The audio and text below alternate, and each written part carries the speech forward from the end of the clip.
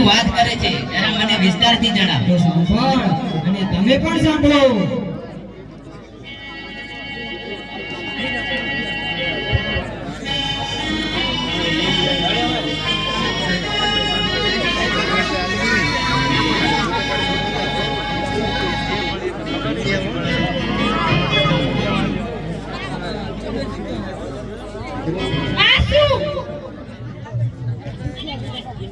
તને કોને કહ્યું મારા મોબાઈલ લાડવાનો તારા બાપનો મોબાઈલ છે?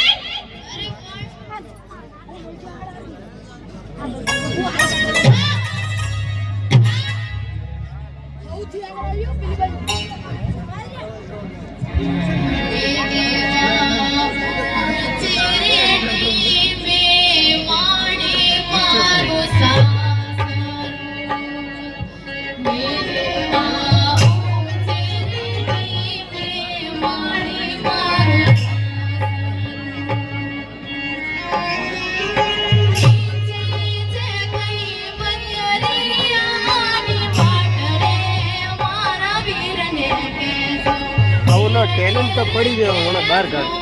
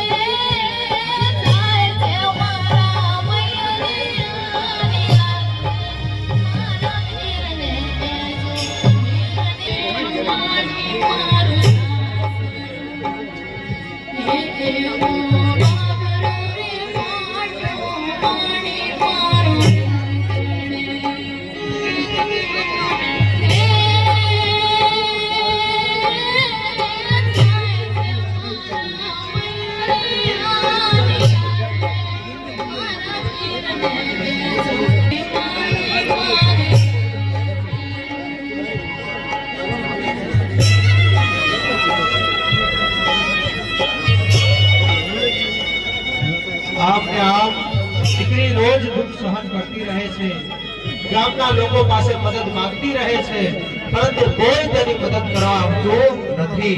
પરંતુ ગામના એક વ્યક્તિની આંખો ખુલી જાય છે, તેની માનવતા જાગી જાય છે. હું તને એક સમાચાર કહેવા આવ્યો છું. સમાચાર? કઈ વાતના સમાચાર? તને તારા જના સમાચારની નથી ખબર? મારા ઘરના સમાચાર? કયા સમાચાર છે? મને નથી ખબર.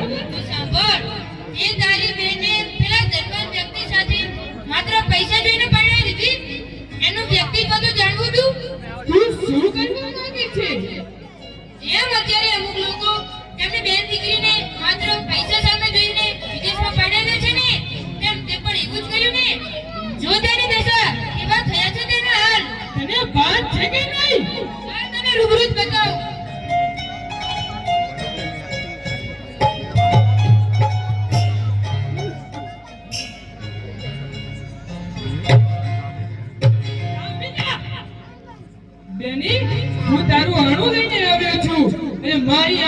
ઉઘડી ગઈ છે ને હવે તને ત્યારે જ મૂકીશ જ્યારે આ સુધરી જશે. તું આને કહી નહીં જઈ શકે. તારો આનામાં કોઈ અધિકાર નથી. આ તો બસ મારા ગોલાબાજ કરશે. આજે તો હું જાઉં છું પણ આખા સમાજને લઈને આવીશ ને બેની તને વચન આપું છું હું જલ્દી આવીશ. આપને આપ દીકરી રોજ દુઃખ સહન કરે છે પરંતુ કોઈ બોલી શકતી નથી. લોકો તેના અવાજને દબાવતા રહે છે પરંતુ આવું ને આવું દુઃખ તે રોજ સહન કરે છે. તો ત્યાંના એક રહસ્યની વાત કરીએ તો એક દિવસ જ્યારે દીકરી જમવાનું બનાવતી હોય છે ત્યારે તેની જે નણંદ છે તે તેના જમવાની અંદર મીઠું નાખી દે છે અને તેના ભાઈ જોડે માર ખવડાવવાની ધમકી આપે છે. તો હવે જો આ દ્રશ્ય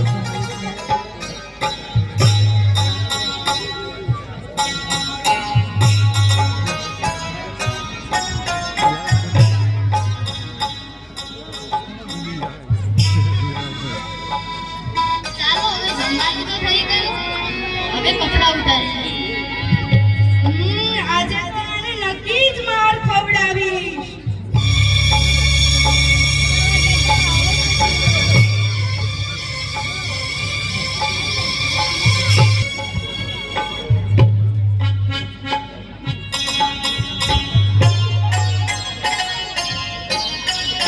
હવે જમવાનું બેસો.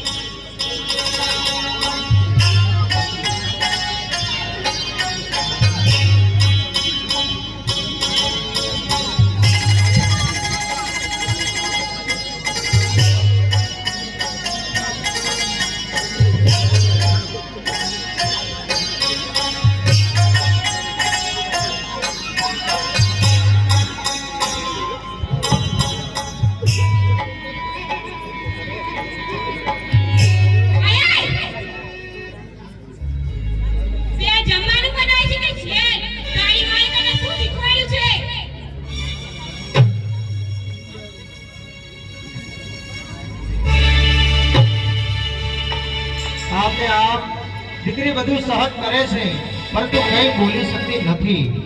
પણ કહેવાય છે દિવસે ત્યારે તેની નણંદ આવે છે. લે ગામડા ખાઈને આવજે નકર મારા ભાઈ જોડે તને માર ખવડાવીશ.